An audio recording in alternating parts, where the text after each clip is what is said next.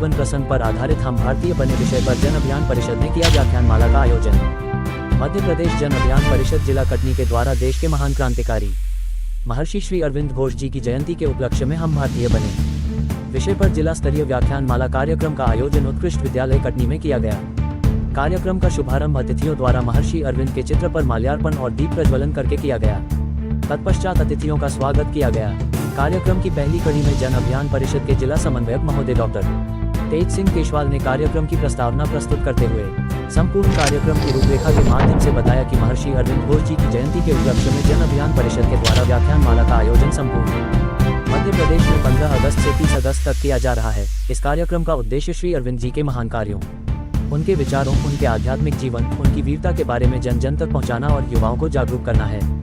इसके पश्चात कार्यक्रम के मुख्य वक्ता श्री आर्य समाज के जिला प्रमुख श्री अश्विनी सहगल ने विस्तार से महर्षि अरविंद जी के जीवन प्रसंगों पर जानकारी देते हुए बताया कि भारत देश में एक से बढ़कर एक क्रांतिकारी हुए जिन्होंने भारत को आजाद कराने में अपनी अहम भूमिका निभाई। 15 अगस्त 1872 में महर्षि अरविंद घोष का जन्म हुआ था। कोलकाता में जन्मे अरविंद घोष बंगाल के महान क्रांतिकारियों में से एक थे। उनके पिता के डी कृष्णन घोष एक डॉक्टर थे। इसके बाद भी उन्होंने राष्ट्रप्रथम के भाव को अपना अंतिम लक्ष्य मानते हुए स्वतंत्रता आंदोलन में क्रांतिकारी बनना स्वीकार किया, जिसके कारण मुकदमा चलने के बाद उन्हें जेल में डाला गया और अलीपुर जेल में उन्हें रखा गया।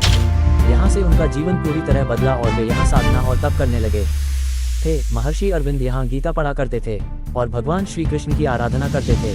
कहा जाता है कि उन्हें अलीपुर जेल में ही भगवान कृष्ण के दर्शन हुए। वहीं जब वे जेल से बाहर आए तो आंदोलन से नहीं जुड़े और 1910 में पुडुचेरी चले गए और यहाँ उन्होंने योग द्वारा सिद्धि प्राप्त की। यहाँ उन्होंने अरविंद आश्रम और ओबले की स्थापना की थी और काशवाहिनी नामक रचना की, जिसमें उन्होंने लिखा कि धन को विलास के लिए खर्च करना एक प्रकार से चोरी होगी।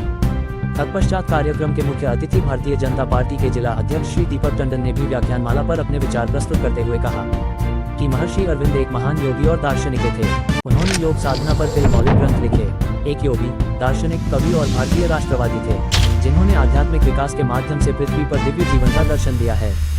गायत्री परिवार के जिला समन्वयक प्रफुल्ल कुमार सोनी ने भी अरविंद जी के जीवन पर प्रकाश डालते हुए कहा कि शिक्षा का लक्ष्य अध्यात्म की प्राप्ति होना है।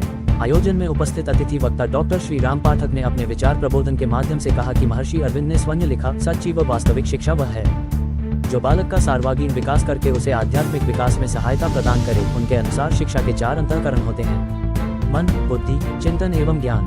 अनुसार उसका सर्वांगीण विकास करके उसका नैतिक, बौद्धिक, सामाजिक विकास का आध्यात्मिक विकास में सहायता करें।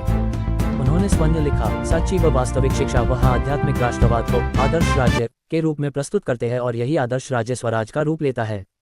महर्षि अरविंद जी का लक्ष्य था एक आदर्श आध्यात्मिक समाज की स्थापना करना। उनका मानना था कि एक पूर्ण समाज अपूर्ण व्यक्तियों द्वारा नहीं बन सकता और बिना आध्यात्म के व्यक्ति की पूर्णता संभव नहीं है। कार्यक्रम का संचालन जन अभियान परिषद के विकासखंड समन्वयक बालमुकुंद मिश्र ने किया। आयोजन में आनंद विभाग के district program leader Anil Kamble, लेखापाल रविकांत श्रीवास्तव, जन अभियान परिषद से जुड़ी नवाकुर संस्थाओं, प्रस्फुटन समितियों के प्रतिनिधि, मुख्यमंत्री सामुदायिक नेतृत्व क्षमता विकास कार्यक्रम के परामर्शदाता एवं छात्र छात्राओं की विशेष उपस्थिति रही। संवाददाता छन्नू राय की खास रिपोर्ट।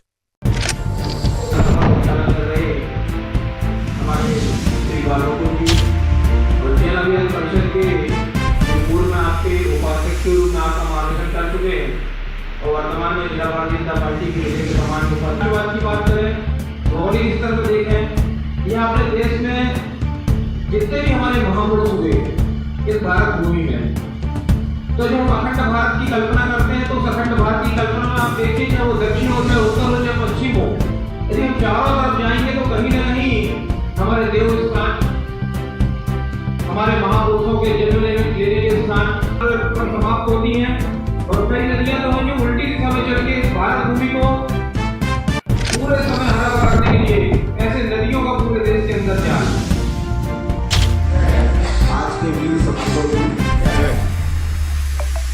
मंचा सिंह, हमारे अतिथिगण और आप सभी लोग जो सामाजिक कार्यकर्ता हैं,